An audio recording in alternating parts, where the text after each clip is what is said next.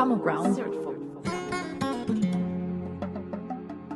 Depuis 2022, les campagnes de désinformation visant les systèmes d'information en Afrique ont presque quadruplé avec des effets déstabilisateurs et zappant les fondements démocratiques, selon le Centre d'études stratégiques de l'Afrique, publié le 1er avril 2024.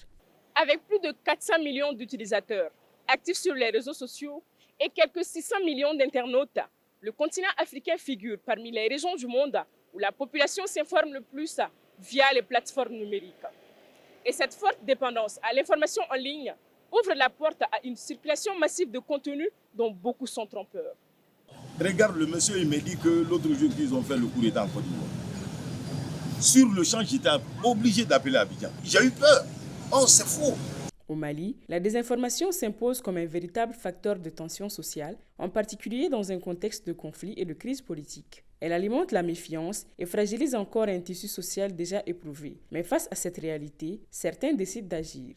À Bamako, Malik a décidé d'en faire une affaire personnelle.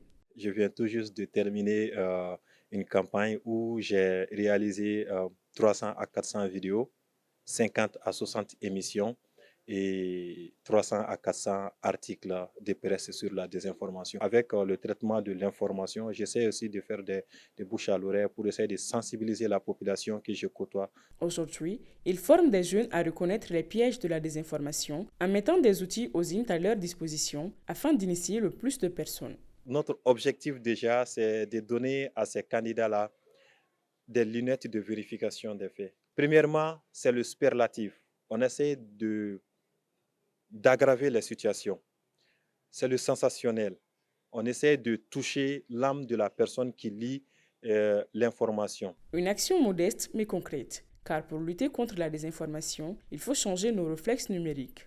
Il y avait quelqu'un qui faisait une publication sur une pilule, disait que lorsque la femme prenait ce médicament-là, elle peut faire 5-6 ans sans pour autant tomber enceinte. Et je me suis amusée à traiter l'information, à chercher des informations sur ce médicament-là. Et j'ai trouvé que ce n'était pas vrai. Les informations, en fait, à laquelle je ne crois pas tellement, je fais mon recoupement moi-même.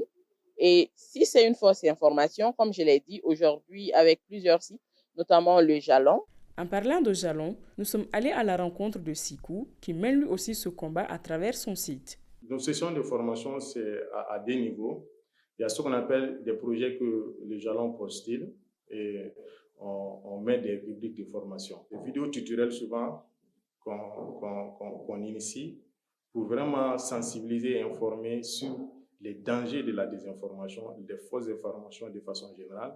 On a aussi des séances de formation destinées souvent à des étudiants, à des journalistes, à des blogueurs et autres. Il y a des techniques pour les déclarations, il y a les techniques pour les vidéos, il y a les techniques également pour les photos. Beaucoup de personnes partagent sans vérifier, pas par malveillance, mais par automatisme. Je le fais au grain parce qu'on se connaît, on sait que ce qu'on est en train de partager, c'est pas pour en faire autre chose. La désinformation ne s'arrête pas avec ceux qui la créent. Elle se nourrit de ceux qui la partagent, même sans le savoir. Mais chacun peut agir. En ligne comme dans la vie, ce qu'on partage a un impact. Et parfois, ne pas partager, c'est résister. Tant qu'on n'a pas développé ce réflexe des doutes, on ne va jamais mettre fin à amplifier les fausses informations.